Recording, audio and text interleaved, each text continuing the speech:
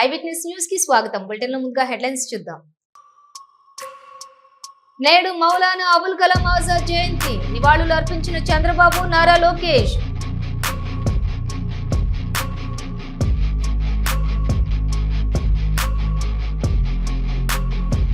ప్రతి కుటుంబం నుండి ఒక వ్యాపారవేత్త రావాలి, అదే తెలుగుదేశం ప్రధాన ఉద్దేశమన్న సీఎం చంద్రబాబు.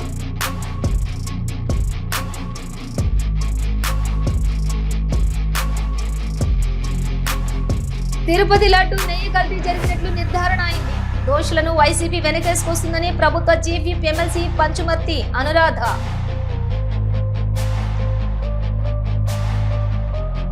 మౌలానా అబుల్ కలాం ఆజాద్ జయంతి సందర్భంగా ఆయన చిత్రపటానికి పూలమాలలు వేసి నివాళులు అర్పించారు ముఖ్యమంత్రి చంద్రబాబు నాయుడు మరియు మంత్రి నారా లోకేష్.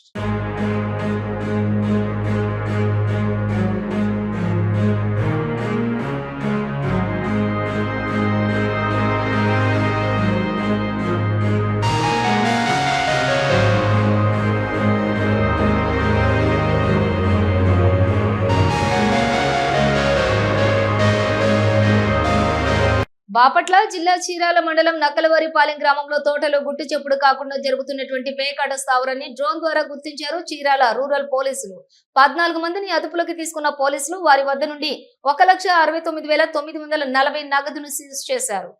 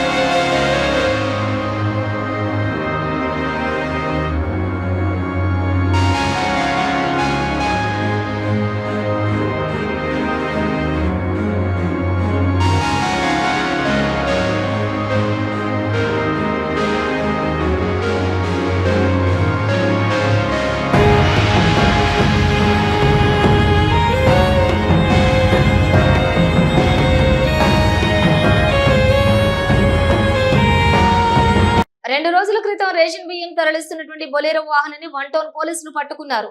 పోలీసులను ఢీకొట్టే ప్రయత్నం చేసి వాహనంలోని పరారైన రేషన్ బియ్యం స్మగ్లర్లను నేడు బొలేరో వాహనం 10 బస్తాలు రేషన్ బియ్యం సీజ్ చేసి 2 వ్యక్తులను అరెస్ట్ చేశారు పోలీసులు. కనిగిరిలో ఎంఎస్ఎంఈ పార్క్ ను ముఖ్యమంత్రి నారా చంద్రబాబు నాయుడు ప్రారంభించారు.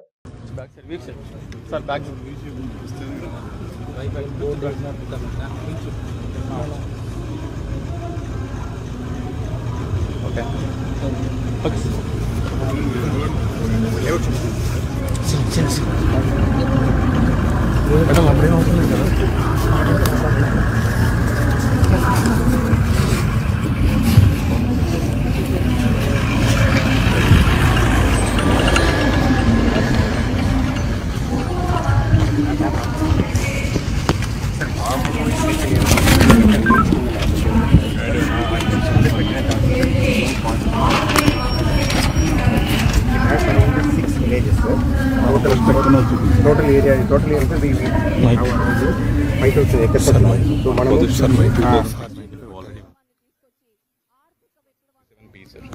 సింగరాయకొండ మనం లే చేసాం సార్.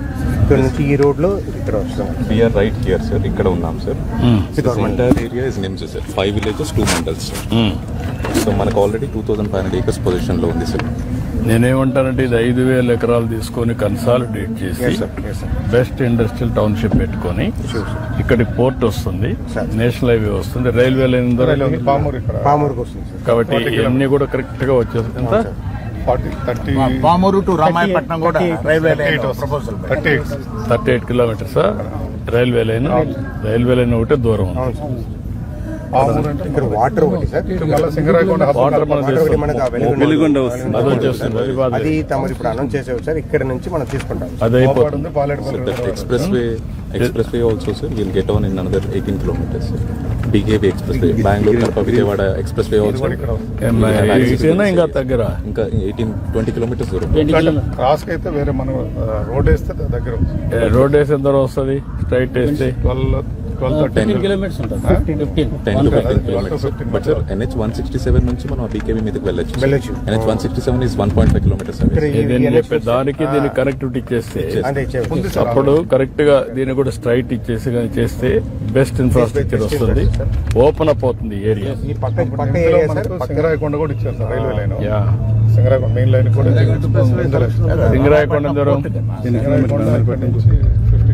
50 ఉంటుంది. No, ఇప్పుడు వచ్చే ఇది నడికుడి అది ఎక్కడ ఎంత దూరంలో పోతుంది? కనగిరి పామూరు తర్వాత Pamuru sir. Pamuru junction sir. పామూరుకి రావాలి. పామూరుకి రావాలంటే 40 కిలోమీటర్స్. అది ఒకటే కొంచెం ఇక్కడ సార్ ఈ పక్కన రైల్వే సైడ్ రైల్వేకి వెళ్ళాలంటే మనకు 40 kilometers ఉంది సార్.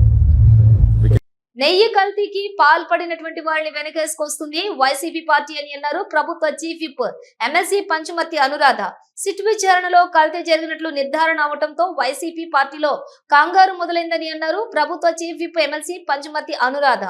31 క్రిమినల్ కేసులతో 16 నెలలు చిప్పకూడు తిన్న ఈ జగన్మోహన్ రెడ్డి 16 ఏళ్లుగా బెయిల్ మీద తిరుగుతూ బయట పెద్ద రాజకీయవేత్తగా చలామణి చేస్తున్న ఈ జగన్మోహన్ రెడ్డి సిబిఐ రమ్మని పిలుస్తున్నప్పటికీ కూడా నేను రాను కోర్టులకి అయితే గీతే వీడియో కాల్స్ ద్వారానే నేను అటెండ్ అవుతాను అని చెప్పి రాజ్యాంగాన్ని సైతం పక్కన పెట్టేసిన ఈ జగన్మోహన్ రెడ్డి 2014లో తెలుగుదేశం పార్టీ చేతిలో చిత్తుగా ఓడిన ఈ జగన్మోహన్ రెడ్డి 2019లో ఎక్కడ ఓడిపోతానో అనే భయంతో సానుభూతి కోసం సొంత బాబాయిని వివేకానందరెడ్డి హత్యని ఆసరాగా తీసుకొని అతని హత్య చేయించి దాన్ని ఒక ట్రంప్ కార్డు లాగా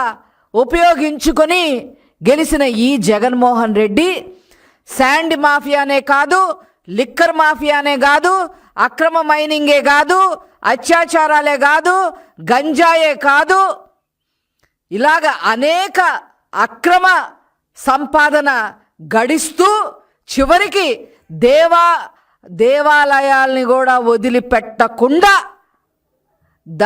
దేవాలయాల నుంచి కూడా అక్రమ సంపాదన ఎలా చెయ్యాలో తన సొంత మనుషులకి నేర్పిన హీన చరిత్ర ఈ జగన్మోహన్ రెడ్డిది. అందులో భాగంగా తిరుపతి దేవస్థానాన్ని కూడా వీళ్ళు వదిలిపెట్టలేదు. రాజశేఖర్ రెడ్డి హయాంలో 7 కొండల్ని 2 కొండలు చేస్తా, అది చేస్తా, ఇది చేస్తా అని పైలోకాలకి ఎలా వెళ్ళిపోయాడో ప్రజలందరికీ కూడా తెలుసు.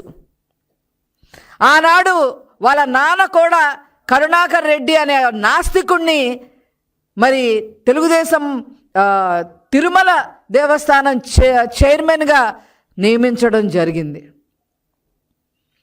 అదే బాటలో ఈ జగన్మోహన్ రెడ్డి కూడా కక్ష గట్టినట్టుగా తిరుపతి దేవస్థానాన్ని ఏదో రకంగా ఒక మకిలి సృష్టించాలి, హిందూ మనోభావాల్ని దెబ్బతీయాలి, ప్రపంచవ్యాప్తంగా ఉన్న భక్తుల నమ్మకాన్ని మనం తీసి పక్కన పెట్టాలి, ఏ రకంగా చేయాలి అని చెప్పి ఒక కక్ష సాధింపుగా తిరుపతి దేవస్థానం మీద కూడా కక్ష కట్టారు. దానికి కూడా ఆధారాలు ఉన్నాయి.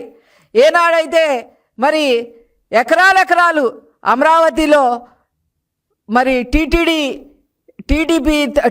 తరఫున వెంకటేశ్వర స్వామి ఆలయాన్ని నిర్మించాలి ఇన్ని ఎకరాల్లో అని ఆనాడు చంద్రబాబు నాయుడు గారు మరి పూనుకుంటే మరి దాన్ని కుదించేసిన వ్యక్తి ఈ జగన్మోహన్ రెడ్డి ముఖ్యమంత్రి స్థాయిలో ఉండి.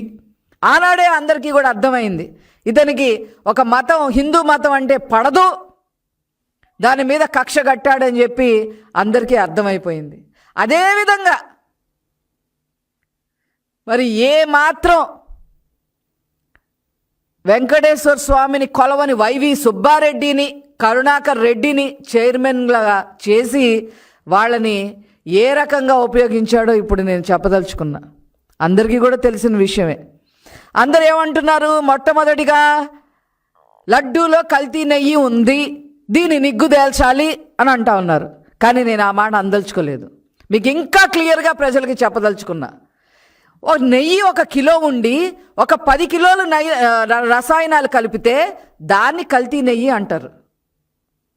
అసలు మొత్తం రసాయనాలతో నెయ్యి వాసన వచ్చేలాంటి నెయ్యిని సృష్టించిన వాళ్ళని దాన్ని కల్తీ నెయ్యి అంటారా? ఇది ప్రజలే ఆలోచించాలి. సబ్బులు తయారు చేసే రసాయనాలు, పెయింట్లు తయారు చేసే రసాయనాల్ని వీటన్నిటిని కలిపి దాన్ని ఒక నెయ్యిలాగా సృష్టించి 63 లక్షల కిలోల లడ్డూల్ని తయారు చేయించి 250 కోట్ల పైన డబ్బులు తినేశారు అనంటే వీళ్ళని ఎక్కడ పాతి పెట్టాలి, ఎక్కడ పోడ్చాలి వీళ్ళని?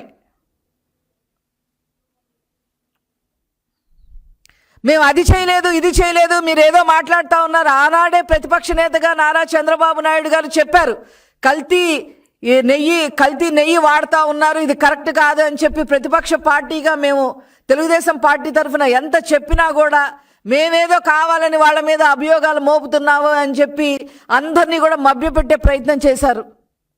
ఈరోజు సుప్రీంకోర్టు ఆధ్వర్యంలో సిట్ వచ్చింది. సిట్ టీడీపీ కేంద్ర కార్యాలయంలో విద్యా ఐటీ శాఖల మంత్రి నారా లోకేష్ 72వ రోజు ప్రజా దర్బార్ నిర్వహించారు. మంత్రి లోకేష్ ను కలిసేందుకు రాష్ట్ర వ్యాప్తంగా తరలివచ్చారు ప్రజలు, తెలుగుదేశం కార్యకర్తలు. వారిచ్చినటువంటి విజ్ఞప్తులను సాధ్యమైనంత త్వరగా పరిష్కరించి అండగా ఉంటామని బాధితులకు భరోసా ఇచ్చారు మంత్రి లోకేష్.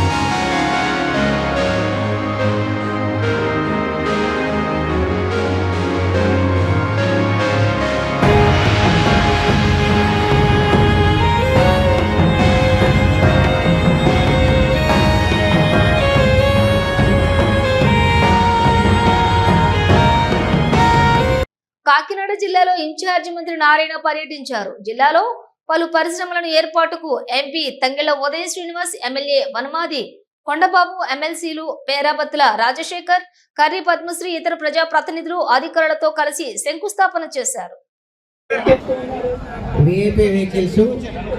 వారితో పాటు వచ్చినటువంటి ఎస్కార్ట్ వెహికల్స్ కి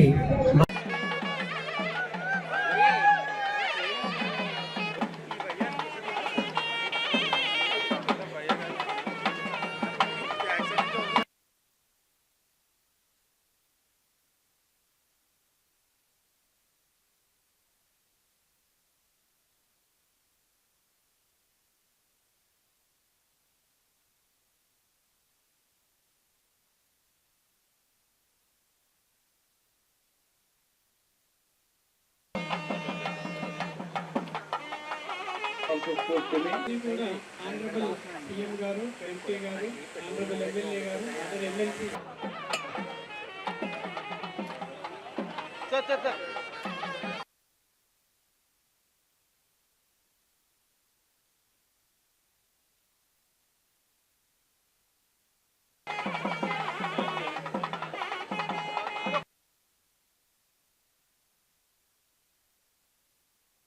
ఈవెంట్ చేసుకోవటం అది ఇక్కడ కాకినాడలో మన కాకినాడకి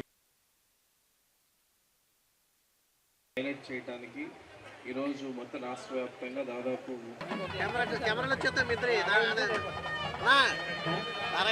ఇక్కడ ఒక ఇండస్ట్రీ ఉంది. పెద్దాపురంలో 51 కోట్ల నర్సీపట్నంలో పోలీసులు ఎన్ని ఆంక్షలు పెట్టినా మెడికల్ కాలేజీల ప్రైవేటీకరణకు వ్యతిరేకంగా రేపు ర్యాలీ జరిగి తీరుతుందని స్పష్టం చేశారు నర్సీపట్నం మాజీ ఎమ్మెల్యే పెట్ల ఉమాశంకర్ గణేష్. అందరికీ నమస్కారం అండి. మరి మెడికల్ కాలేజీలు ప్రైవేటీకరణ చేస్తున్న సందర్భంగా మరి వాటికి వ్యతిరేకంగా రేపు రాష్ట్ర వ్యాప్తంగా వైఎస్ఆర్ కాంగ్రెస్ పార్టీ ఆధ్వర్యంలో మా రాష్ట్ర పార్టీ అధ్యక్షులు వైఎస్ జగన్మోహన్ గారి పిలుపు మేరకు మరి ప్రతి నియోజకవర్గంలో కూడా నిరసనలు తెలుపుతూ మరి ఒక ర్యాలీ కార్యక్రమం చేయాలని చెప్పి పిలుపునివ్వడం జరిగింది. అందులో భాగంగానే మన నర్సీపట్నంలో కూడా రేపు మరి ర్యాలీ చేసే కార్యక్రమంలో భాగంగా మరి అప్పటికే పోలీసులు ఆంక్షలు కూడా పెట్టడం జరిగింది. అప్పుడే నేను నోటీసు కూడా మరి పోలీసులు కూడా ఇవ్వడం జరిగింది. ఏంటంటే ఆ నోటీసులు ఏంటంటే ఈ నెల 1వ తారీఖు నుంచి 30 వరకు కూడా మరి సెక్షన్ 30 అమల్లో ఉందని మరి ఈ 30 రోజు ఈ నెలాఖరు వరకు కూడా ఎటువంటి నిరసనలు గాని ర్యాలీలు గాని చేయకూడదని చెప్పి పోలీసు వారు అప్పటికి కూడా ఆంక్షలు నిన్నటి నుంచి స్టార్ట్ అయినాయి. నేను ఒకటే చెప్తున్నా, ఈ రోజు ఆనాడు జగనన్న ప్రభుత్వంలో మా ప్రాంతంలో మాకరపాలెం ప్రాంతంలో మెడికల్ కాలేజీ ప్రభుత్వ మెడికల్ కాలేజీ ఉండడం వల్ల ఈ ప్రాంతంలో వేలాది మందికి ఉచితంగా వైద్యం అందించాలని ఒక సంకల్పంతో చేస్తే దాన్ని ఈ కూటమి ప్రభుత్వం వచ్చిన తర్వాత ప్రైవేటు పరం చేసి ప్రైవేటు వారికి దారాదత్తం చేస్తున్న కార్యక్రమంలో భాగంగా దానివల్ల మా ప్రాంతంలో ప్రతి ఒక్కరు కూడా ఈ రోజు రాష్ట్రంలో ప్రతి ఒక్కరు కూడా ఈ ప్రైవేటు పరం చేయడం వల్ల ప్రతి ఒక్కరు కొన్ని లక్షల మంది కోట్ల మంది మరి ఉచితంగా వైద్యాన్ని కోల్పోతున్నారు కనుక దానికి నిరసనగా రేపు కార్యక్రమం చేపడుతున్నాం. మరి ఎన్ని ఆంక్షలు పెట్టినప్పటికీ కూడా నర్సీపట్నం నియోజకవర్గంలో పోలీసులు ఎన్ని ఆంక్షలు పెట్టినప్పుడు కూడా పార్టీ నాయకులందరినీ కూడా కోరుతాను, రేపు ఉదయం 9 గంటలకల్లా మీరు నర్సీపట్నం రావాలి. కంపల్సరీగా మన తాలూకా నిరసనని ప్రజల ద్వారా మనందరూ కూడా ఈ ప్రభుత్వానికి తెలియపరిచి మరి పెద్ద ఎత్తున రేపు నిరసన కార్యక్రమంలో పాల్గొనాలని.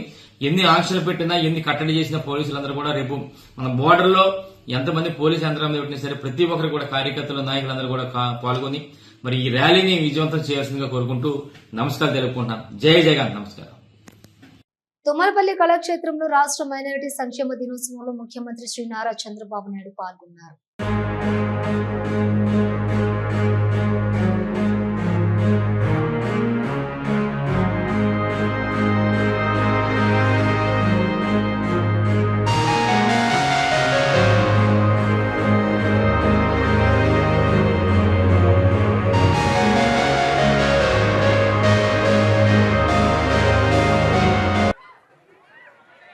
ఆంధ్రుల భవిష్యత్తు,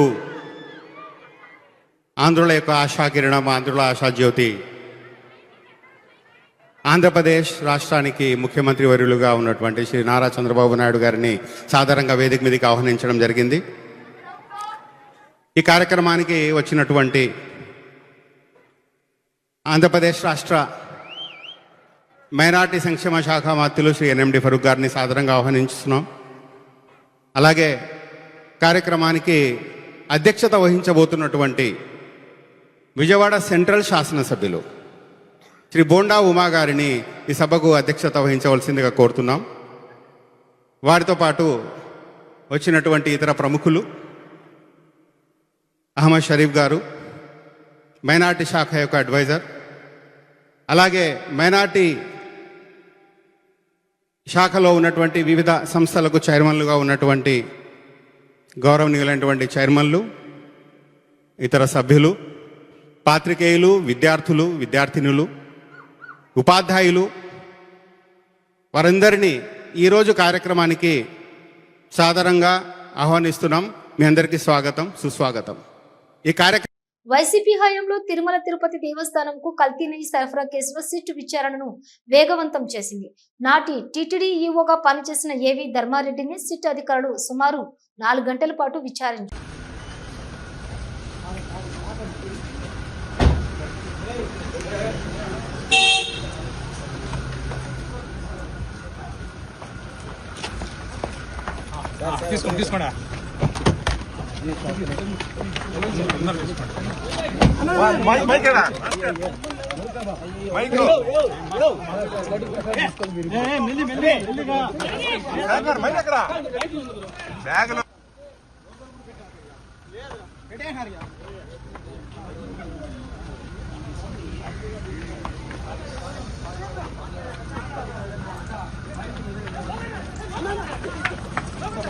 ఇవి బులెటిన్ విశేషాలు. మరో బులెటిన్ తో మళ్ళీ కలుద్దాం. అంతవరకు చూస్తూనే ఉండండి న్యూస్.